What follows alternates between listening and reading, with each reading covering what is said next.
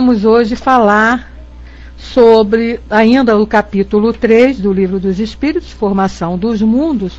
Nós vamos falar no item 6, que é considerações e concordâncias bíblicas referentes à criação.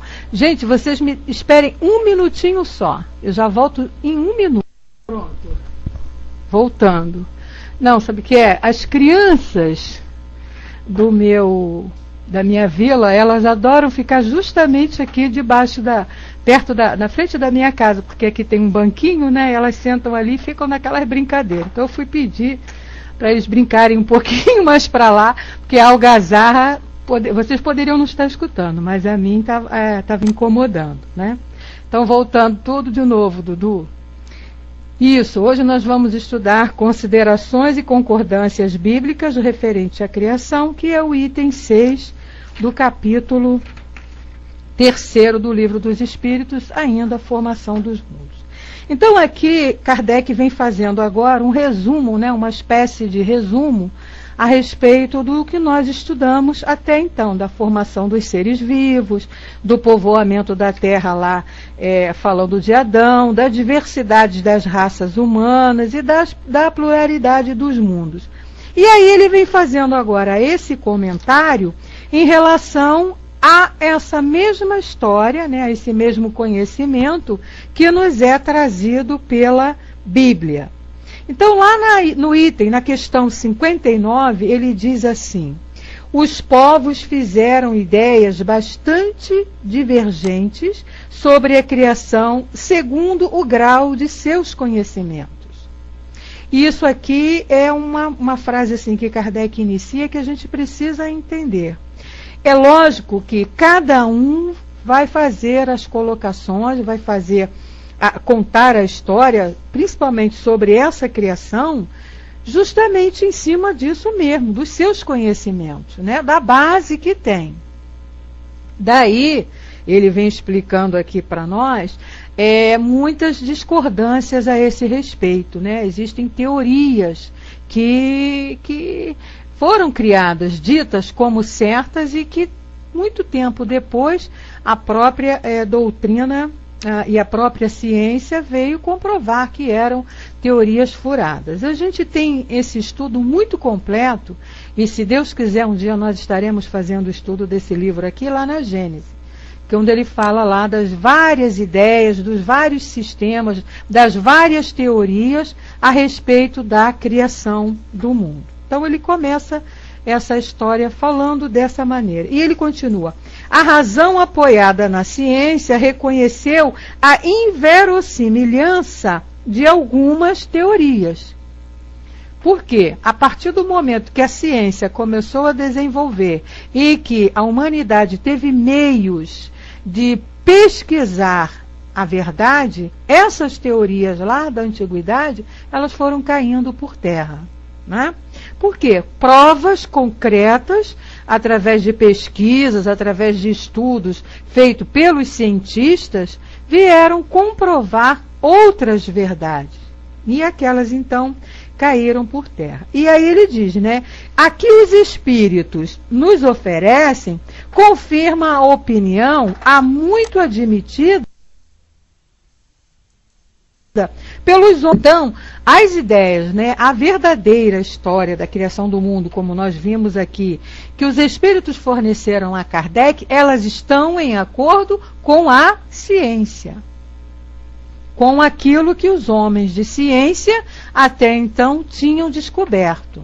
E hoje em dia, né, depois de mais de 150 anos, que a doutrina já trouxe essas informações, e todas as descobertas que foram vindo, mesmo depois do advento da doutrina, combinam, continuam em acordo com todo esse material que os espíritos trouxeram para Kardec e que ele deixou para nós nos livros. Né? Até então não encontramos nenhuma coisa que esteja discordando, né, a respeito do que os espíritos falaram em relação das descobertas sobre a formação do mundo, sobre a formação da Terra e por aí, né? Tá bom, Romana? Seja muito bem-vinda. E aí ele diz, né? A objeção que se pode fazer a essa teoria é a de estar em contradição com os textos do livro sagrado. Aí sim, né? As ideias, né? As histórias que são colocadas lá nos primeiros livros bíblicos, né? Que dizem que foram escritos por Moisés, é que vão bater em contradição com os ensinos dos Espíritos. Mas o ensino que os Espíritos nos trouxeram, eles não têm nada de diferente do que a ciência foi trazendo para nós até então. Agora, as teorias bíblicas, elas sim, né, deixam muitas dúvidas, deixam muitas falhas. E nós vimos isso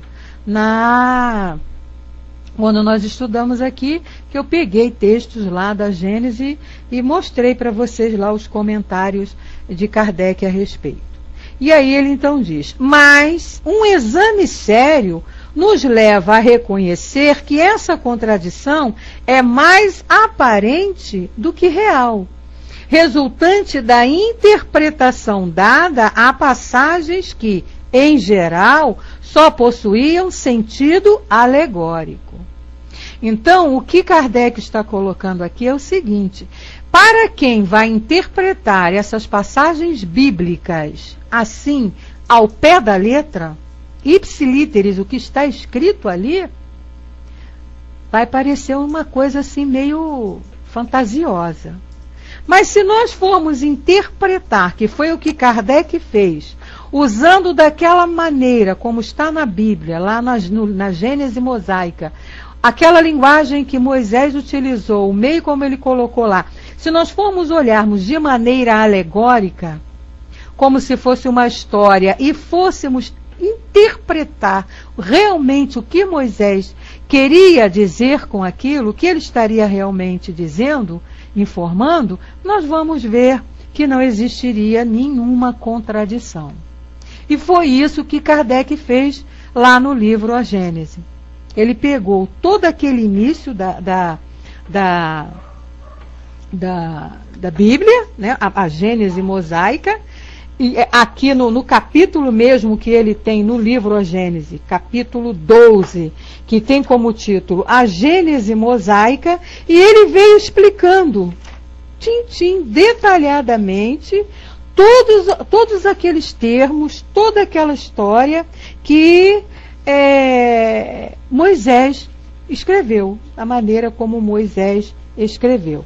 Então nós vamos perceber que não é mentira o que está na Bíblia, né? Então, por exemplo, os dias que que Moisés coloca lá na Gênese, Kardec fez uma explicação aqui a respeito das eras, né? das épocas. Então ele tem aqui uma comparação no capítulo 12, ele fez um quadro comparando as épocas dos períodos da Terra com a Gênese mosaica.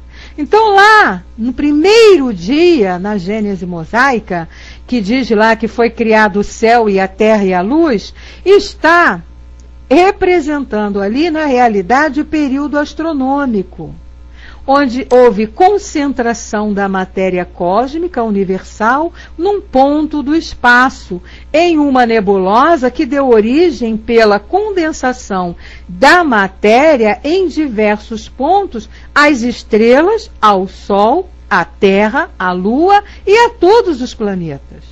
Estado primitivo, fluídico e incandescente da Terra. Atmosfera imensa, carregada de toda a água, em estado de vapor e de todas as matérias volatilizáveis. Então vocês vejam bem, esse primeiro dia não foi realmente um dia de 24 horas como nós entendemos, mas foi a representação de um período, que é o chamado período astronômico. O segundo dia, onde foi criado o firmamento e houve a separação das águas que estão sobre o firmamento das que estão acima, sob e sobre. Kardec, fazendo a comparação, viu que seria o período primário da Terra, né? Foi onde houve o endurecimento da superfície da Terra pelo resfriamento e a formação das camadas gratíficas.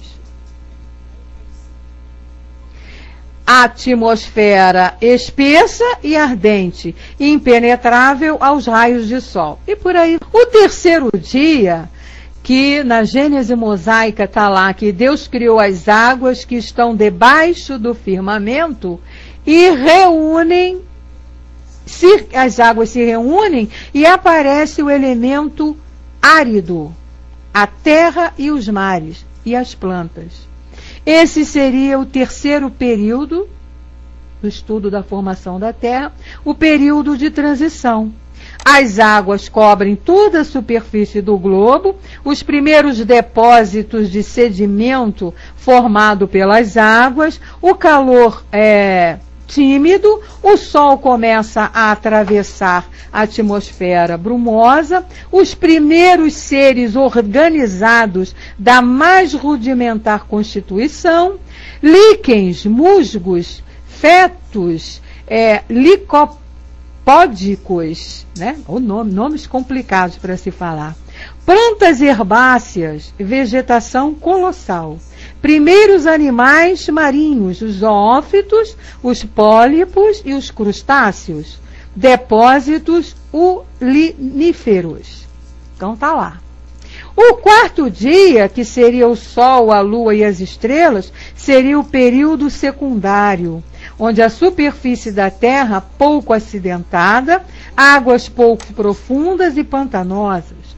O quinto dia, onde ele diz lá que Deus criou os peixes e os pássaros, seria o período terciário, dos grandes levantamentos da crosta sólida, formação dos continentes, recuo das águas para os lugares baixos e a formação dos mares, atmosfera depurada, temperatura atual por efeito de calor solar.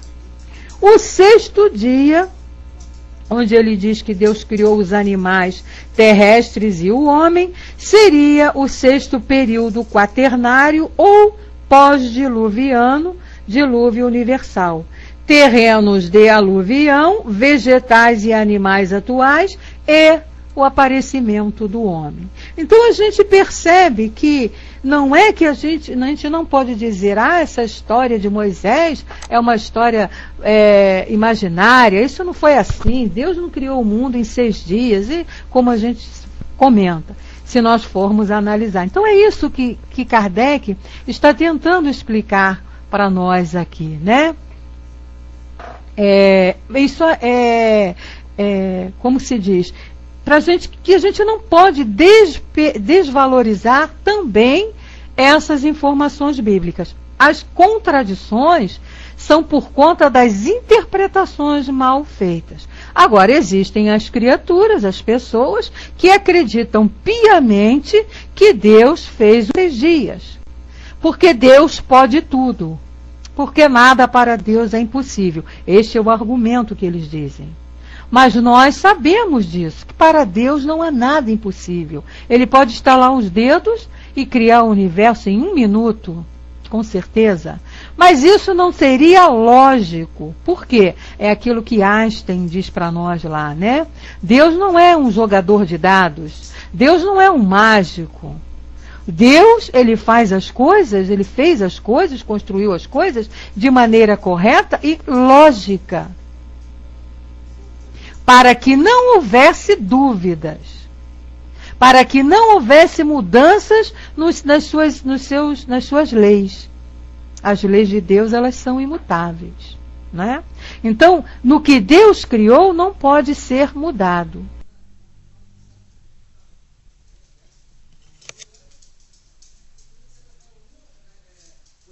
Então, usar uma linguagem alegórica, uma linguagem simbólica, para que ficasse mais fácil o entendimento da formação do mundo. Ou seja, quando viessem novas revelações, quando a ciência pudesse comprovar melhor a verdade, essa ideia ela ia ficar apenas como um fato histórico, que é o que é para nós espíritas, que temos esse conhecimento aqui. Então ele vem dizendo, né, para nós, a questão do primeiro homem, né, por exemplo, na pessoa de Adão, como único tronco da humanidade, não é a única sobre a qual as crenças religiosas têm de modificar-se. O movimento da Terra parecia em determinada época tão contrário aos textos sagrados que não há formas de perseguição a que essa teoria não tenha dado pretexto. Não obstante, a Terra gira malgrado os anátemas, e ninguém hoje em dia poderia contestá-lo sem ofender a sua própria razão. Então nós vemos nesse mesmo estudo, na Gênese, no livro A Gênese, ali as ideias da antiguidade de como era a Terra, né? No primeiro momento a Terra era quadrada. No primeiro momento, na realidade, a Terra era um pedaço plano, que estava em cima de alguma coisa que não se identificava. E que, se chegando em determinado momento, lá no horizonte, era o abismo profundo, se caía. Depois chegou-se à conclusão que a Terra era quadrada, sustentada lá por 4 elefantes. E isso foi até ensinado muito tempo, né? Até nas escolas, porque essa teoria veio bem até, pode-se dizer, no tempo que nós estamos, há pouco tempo. Depois chegaram à conclusão que o céu era uma abóboda que cobria essa parte plana da Terra, né? Essa parte que era um dos lados do quadrado que onde nós habitávamos. E por aí vai.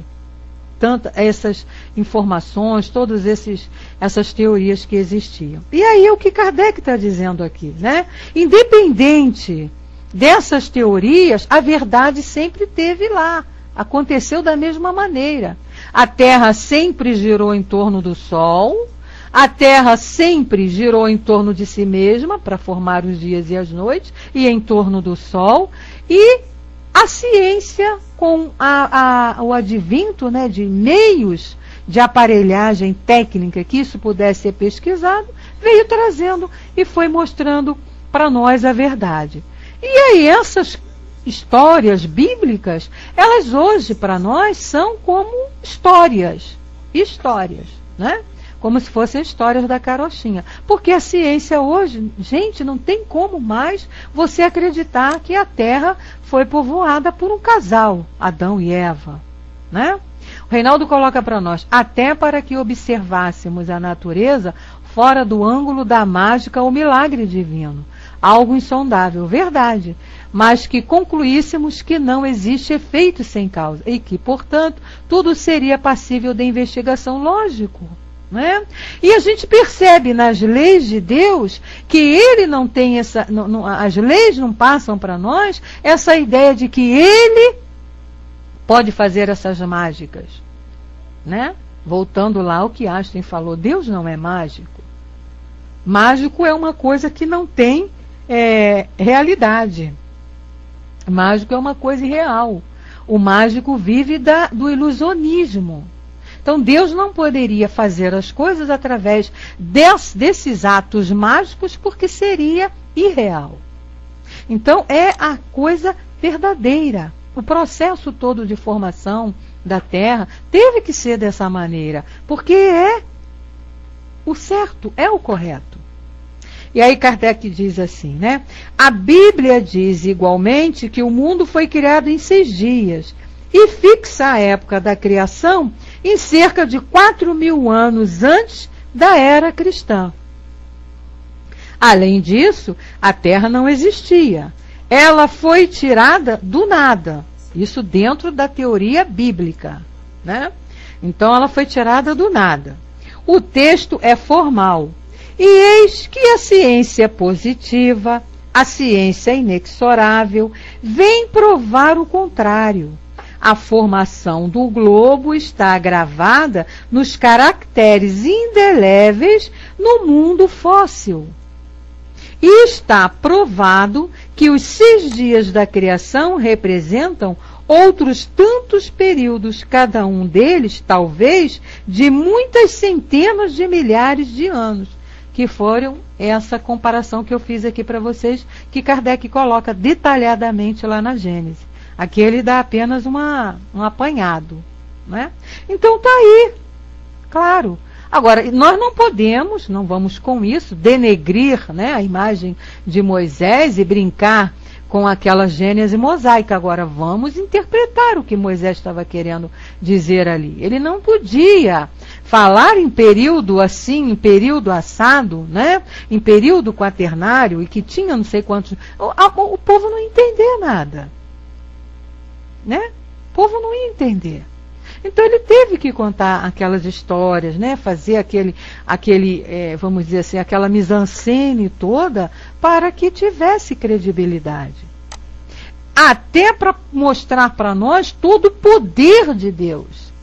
Para que o povo que ele estava ali disciplinando ficasse obediente, como eles mesmo dizem, né? Temente a Deus. Para que obedecessem às leis que ele ia criar, estava criando depois. Então também é um pensamento, é uma forma de mostrar ali para aquele povo a grandiosidade de Deus. Porque se for explicado, né, se fosse dito como na verdade aconteceu, as pessoas não iam dar credibilidade ao poder de Deus. Esse poder que todos temiam. E através desse temor que Moisés precisou criar, não é? Ele disciplinar aquele povo. Que ele coloca, bom que temos provas, através desses fósseis, de que não poderia ser em dias. As camadas da terra vêm provando isso, né? Quando você entra assim numa pedreira, né, e ela está lá escavada, você vê aquele colorido. O que é aquele colorido que nós vemos nas pedras? Uma faixa mais clara, uma faixa mais escura, outra faixa mais ou menos clara ou mais ou menos escura. São as camadas pelas quais a terra foi se formando. E quando a gente escava, a gente vê muito isso, né? Aqui no Rio de Janeiro nós temos ali a estrada Niemeyer, se não me engano, o caminho do Joá, né, que vai beirando assim o mar, e a estrada ela foi feita por dentro das rochas.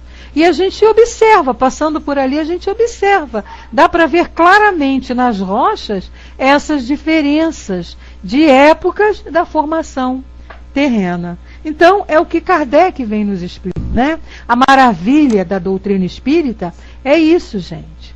A gente não está ligado, né? A questão, a doutrina espírita, a preocupação dela não é trazer simplesmente Deus, mostrar para a gente quem é Deus. Não, a doutrina espírita mostra para nós esse poder de Deus na sua criação.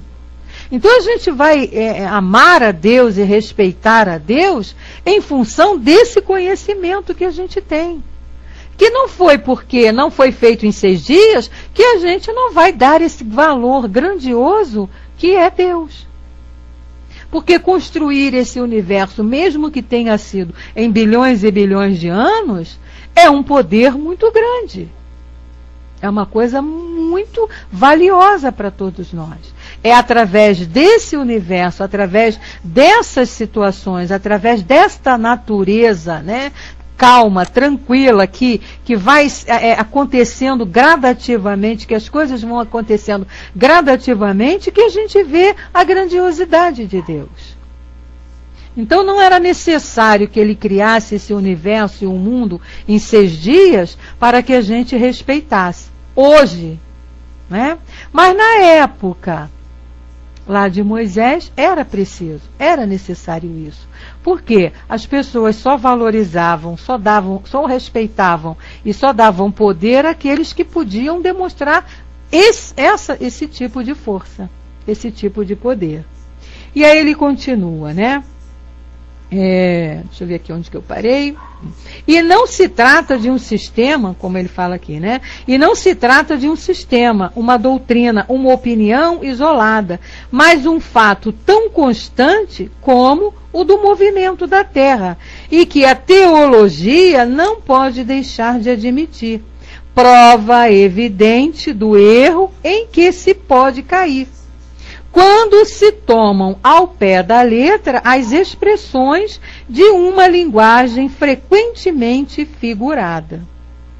E aí a gente tem aqui uma nota do autor, que ele diz assim, do tradutor, que o nosso livro é do Herculano Pires, que ele diz para nós, né, que essa linguagem, né, figurada, ele diz: as recentes declarações do Papa Pio XII, admitindo os cálculos da ciência para a formação da Terra, confirmam o acerto de Kardec nesta nota.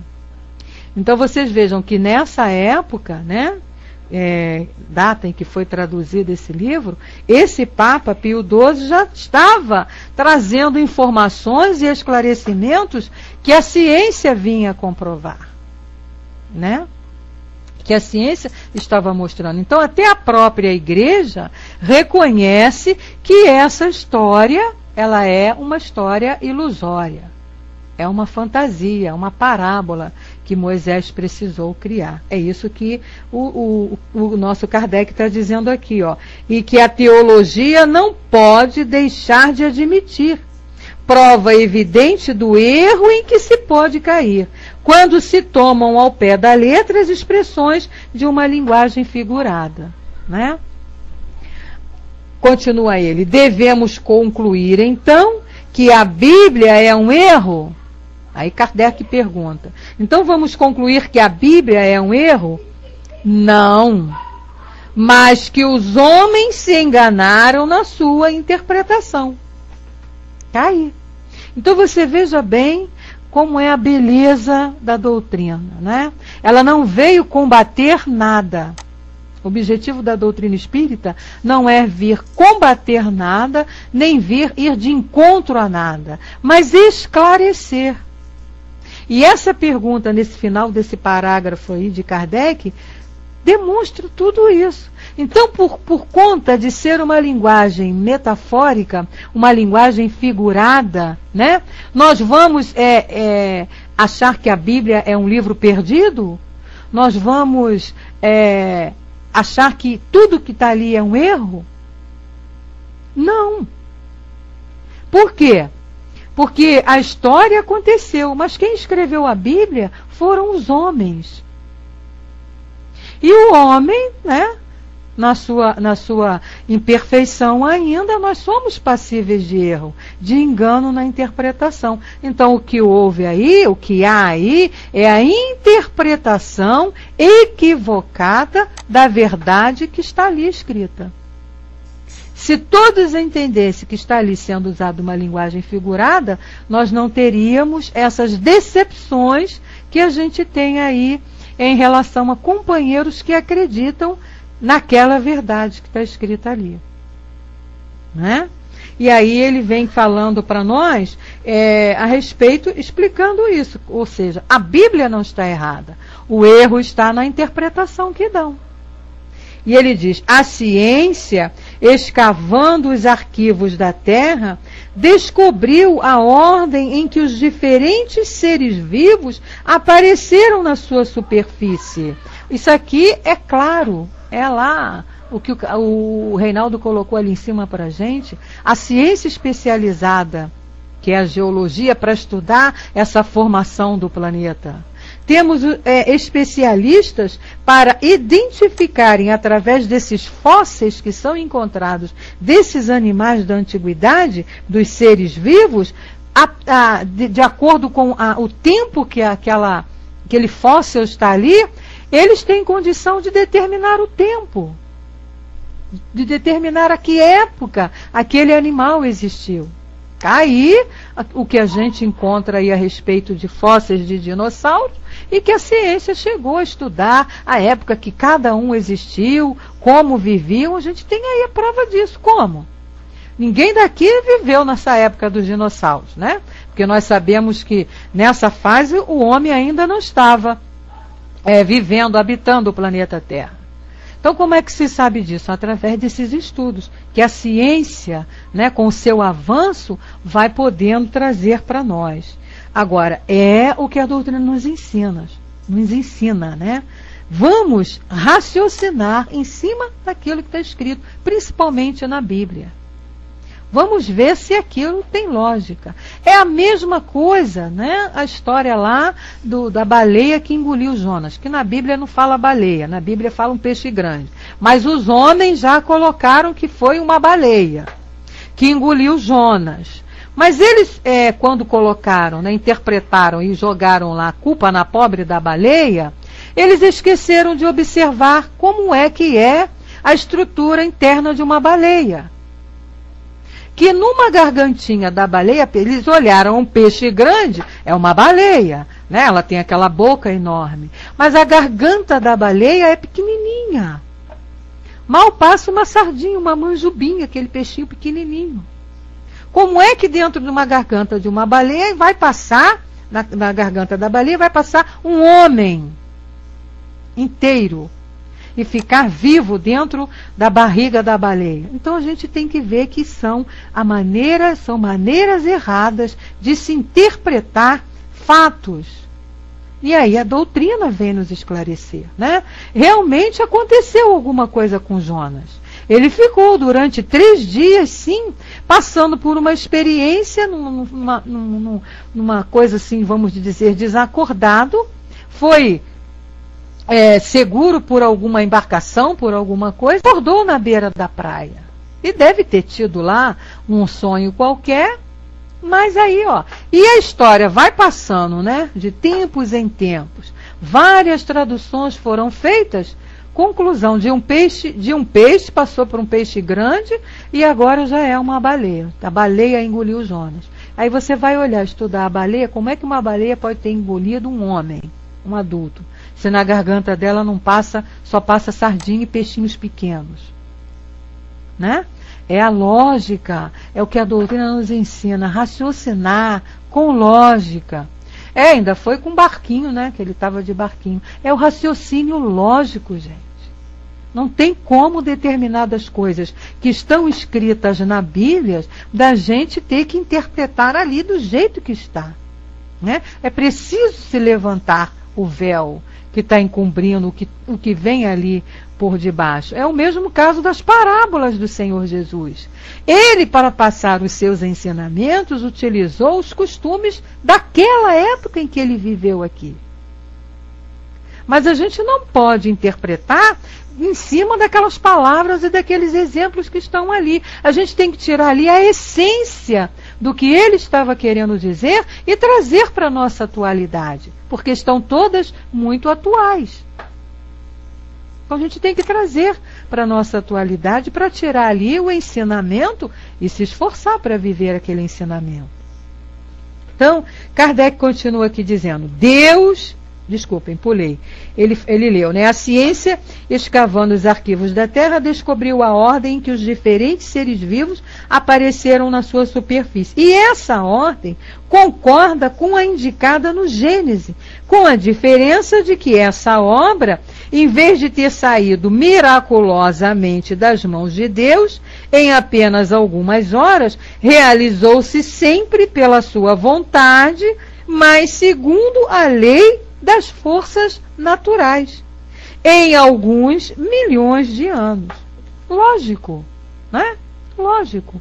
E aí ele diz assim, Deus seria por isso menor e menos poderoso? Ao que nós falamos, né? Será que isso tira o poder de Deus? O fato de o mundo não ter sido criado em 6 dias? E sim em alguns milhões de anos? Claro que não, né? Ele diz, sua obra se tornaria menos sublime por não ter o prestígio da instantaneidade? Evidentemente que não. É preciso fazer da divindade uma ideia bem mesquinha para não reconhecer a sua onipotência nas leis eternas que ela estabeleceu para reger os mundos. A grandiosidade de Deus está na perfeição das suas leis e não no poder mágico que Deus possui. porque nós vamos estudando, nós vamos analisando, nós não encontramos nenhuma falha na natureza. Nós não encontramos nenhuma coisa na natureza que a gente pudesse dizer assim, isso aqui está errado. A não ser na opinião daqueles que são contra tudo e contra todos, é lógico, né? Nós estamos falando de maneira geral. Mas nós sabemos que existem as pessoas que são contra a determinadas coisas que existem na natureza e querem aí consertar aquilo que Deus fez corretamente. E aí acabam fazendo o quê? Estragando aquilo que está perfeito. É o que a gente costuma dizer, né? Onde o homem coloca a mão na natureza, ele vai escangalhar. Porque a coisa já está certa, já foi criada perfeita. Você vai lá fazer o que mais? Endireitar o que mais? Não tem o que ser endireitado, né? E aí ele diz, a ciência, longe de diminuir a obra divina, nos-la mostra sobre um aspecto mais grandioso e mais conforme com as noções que temos do poder e da majestade de Deus. É aquilo que eu falei agora. Quanto mais você estuda, quanto mais você observa, não é? Quanto mais você vai conhecendo e desvendando essa natureza, mais você vai valorizando Deus. Muito mais. Quanto mais a ciência vem nos mostrando todas essas descobertas que hoje em dia nós temos conhecimento aí, através de telescópios, através desses aparelhos moderníssimos, que nos mostram a situação do planeta tal, a situação da Lua, a situação de tudo isso, mais nós vamos percebendo a grandiosidade de Deus. Então, é o que Kardec está dizendo aqui. Em momento algum, a ciência quer ser maior do que Deus, ou denegrir a imagem de Deus, ao contrário. Até porque a ciência também está sob o comando de Deus, sobre o comando das leis de Deus. Então, é impossível, né, que ela vá combater a criação divina. E Reinaldo coloca para nós, por falta de mais observação, fica mais fácil vender-se a ideia de barganhar com Deus. É lógico, é lógico.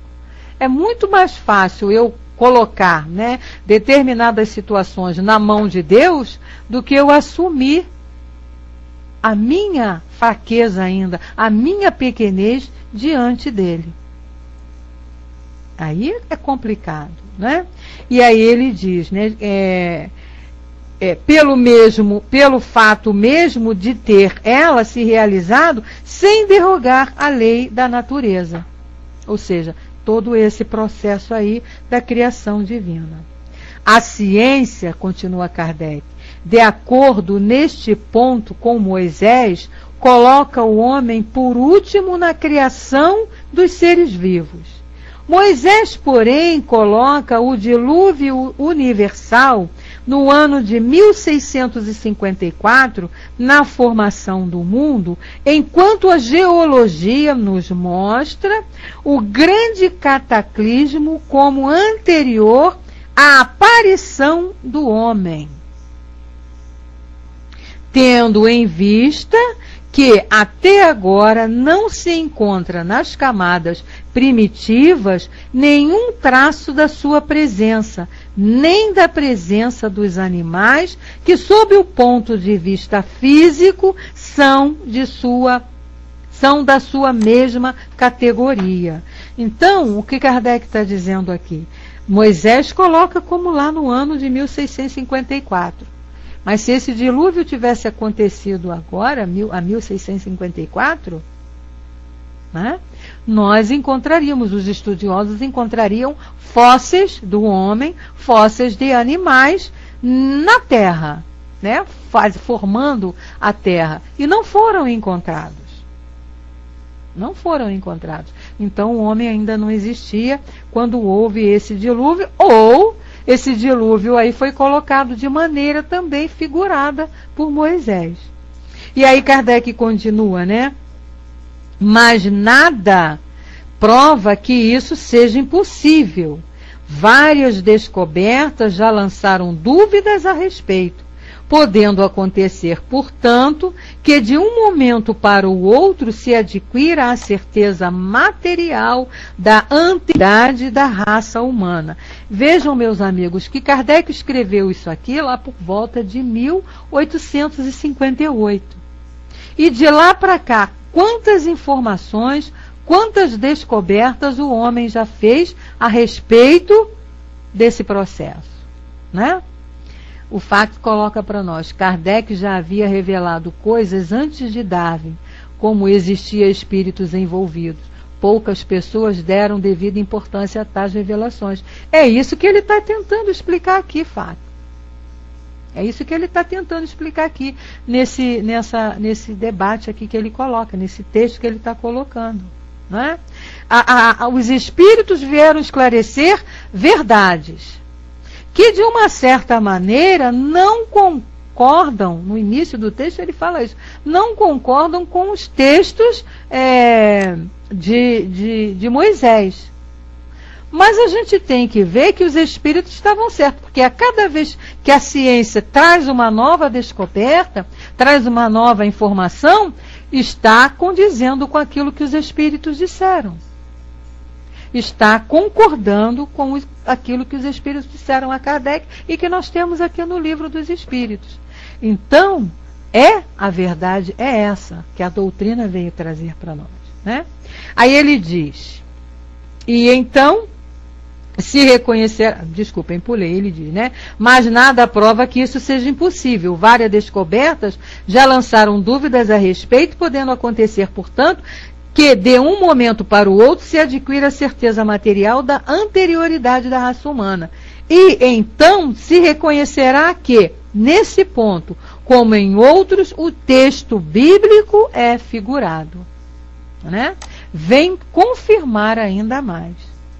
E ele diz, a questão está em saber se o cataclismo é o mesmo de Noé, que é outra dúvida que existe na Bíblia, né?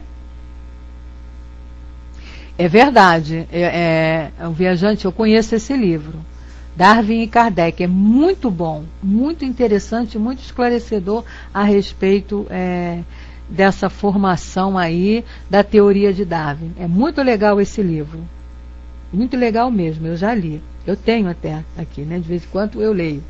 Então ele diz, a questão está em saber se o cataclismo é o mesmo de Noé.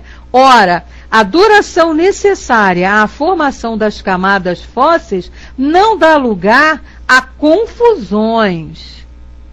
E no momento em que se encontrarem os traços da existência do homem anteriores à grande catástrofe, ficará provado que Adão não foi o primeiro homem, ou que a sua criação se perde na noite dos tempos.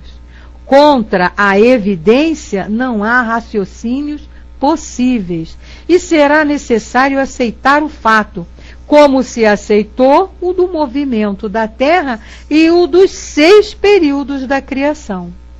Kardec está falando aqui a respeito do movimento da Terra, que até pouco tempo, né, era tido como a Terra como o centro do universo. Galileu é que veio esclarecer isso para nós. Até Galileu, a ideia era a Terra como o centro do universo e tudo girando em torno da Terra. Isso aí é teoria de humano orgulhoso, né? E aí depois Galileu até sofreu lá, foi condenado, né? Ele teve que voltar atrás para não ser condenado à morte. Muito inteligente ele, por sinal, muito esperto. E conta-se até que ele saiu lá do tribunal, mas que gira, dizendo essas palavras, mas que gira. Então ele veio como se assim, desdizer o que ele teria descoberto em relação ao Sol ser o centro do universo. E depois, mais adiante, outros, né, cientistas chegaram a essa conclusão de que realmente a Terra gira em torno do Sol. E hoje aí não tem como falar de outra maneira, né? Não tem como, gente, porque tem aí os telescópios aí mostrando essa verdade toda para nós. Por isso que Kardec disse lá, né? Quando a ciência falar alguma coisa que a doutrina não apoie, não concorde, fique com a ciência. Mas é difícil, né, meus amigos? Até hoje, tudo que a doutrina nos informa, tudo que os espíritos informaram a Kardec, vem estar sempre de acordo com a ciência. Pois é, né, Reinaldo? Quantos não foram queimados por dizerem a verdade? Eu não digo nem o contrário, por quererem mostrar e abrir a verdade, né? Foram sacrificados para nos ajudar. E aí está aí, a ciência sempre em acordo com o que Kardec sempre nos colocou, nos diz aqui nas suas obras, que foram as informações dos espíritos. Mais um textinho que dá tempo, ele diz assim: a existência do homem antes do dilúvio geológico é, não há dúvida, ainda hipotética, mas eis como nos parece menos. Admitindo-se que o homem tenha aparecido pela primeira vez na Terra há 4.000 anos antes de Cristo, se em 1650 anos mais tarde toda a raça humana foi destruída, com exceção apenas de uma família, a família de Noé, né? Concluiu-se que o povoamento da terra data de Noé, ou seja, de 2.350 anos antes da nossa era. É raciocínio, gente. É Kardec raciocinando em cima das informações. Continua ele: ora, quando os hebreus emigraram para o Egito, no 18º século, eles encontraram esse país bastante povoado e já bem avançado em civilização. A história prova que, nessa época, a Índia e os outros países eram igualmente florescentes, mesmo sem levarmos em conta a cronologia de certos povos que remonta a uma época mais recuada. Teria sido então necessário que do 24º ao 18º século, quer dizer, num espaço de 600 anos, e não somente a posteridade de um único homem, tivesse podido povoar todas as imensas regiões então conhecidas, supondo-se que as outras não estivessem povoadas, mas também que, nesse curto intervalo, a espécie humana tivesse podido elevar-se da ignorância absoluta, do estado primitivo, ao mais alto grau de desenvolvimento intelectual, o que é contrário a todas as leis antropológicas. Maravilha, não é? Vários Adão e várias Evas. É isso aí, né? Dudu coloca: inteligências gloriosas tomam o plasma divino e convertem-no em habitações cósmicas. Vemos o seio da Terra recoberto de mares mornos, invadidos por massa viscosa, da qual verte o princípio espiritual, ou mônada, em suas primeiras manifestações. Pois é André Luiz, em Evolução em Dois Mundos, que ainda vem trazer essas informações para nós, né? Matou agora, né, Dudu? Arrasou. E aí? Podemos duvidar de doutrina espírita? Podemos duvidar de Kardec? Não podemos, né, meus amigos? É o raciocínio lógico que ele vem colocando aqui para nós. Mas a gente vai, infelizmente, ter que dar uma paradinha aqui, né? Marque aí no seu livro, senhor Reinaldo, porque na próxima semana é o senhor que vai terminar, então, esse estudo aqui, já que a nossa amiga Kelly não quer fazer. Então, parar, né, meus amigos? Porque o nosso tempo está ali já estourando e a doutrina nos ensina e a gente não pode deixar, né? Disciplina acima de tudo. Não seria o homem sendo evolução do macaco?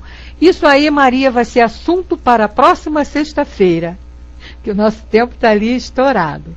Mas não é bem a evolução do macaco, né? Kardec, a doutrina, nos esclarece até isso também. Nós não somos descendentes do macaco. É diferente. Uma coisa é uma coisa, outra coisa é outra coisa, né? É claro que vai ser o Reinaldo, né, Dudu? né?